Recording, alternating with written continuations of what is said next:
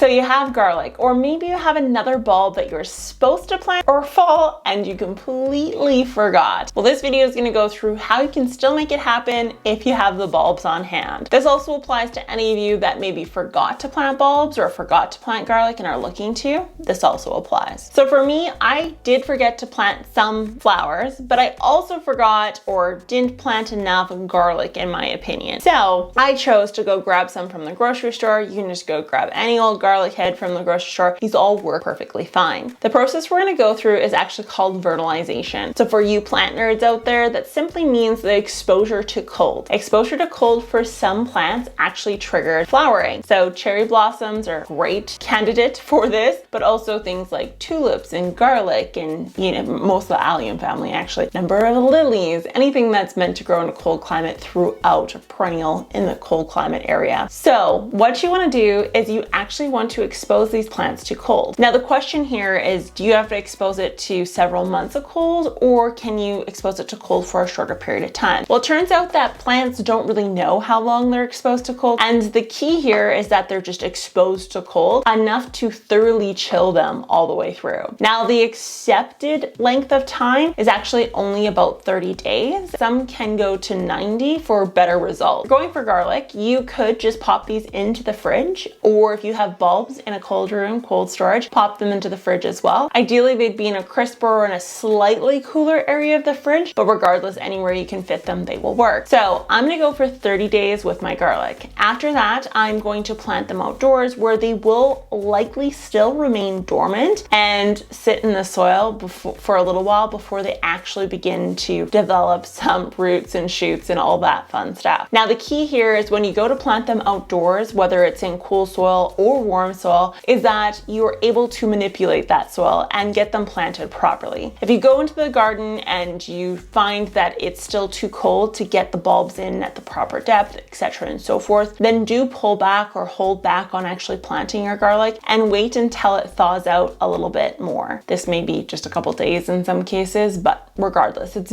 really, really important. After the soil can be manipulated, you can pop those bulbs in, or in some cases, if you don't want to go outside in the cold and try to play with frozen dirt, what I encourage you to do is actually start them indoors, and you would start them indoors just like any regular bulb that you would start outdoors. Now, some bulbs, when it comes to ones that need to be vernalized, tend to do better than others. So for example, garlic does well, tulips typically do well before they're flowering, being transplanted outside. But ones that don't do well are things like tiger lilies and daylilies. They tend to get a little bit upset when they're transplanted. Now, with that being said, if you have one that is sensitive to transplanting, using a newspaper type cup or a biodegradable cup in some form will help alleviate this problem or negate it entirely. So that may be an option you want to go with. But regardless, it's a great way to still get a harvest in at the end of the year, despite not planting them in the fall. So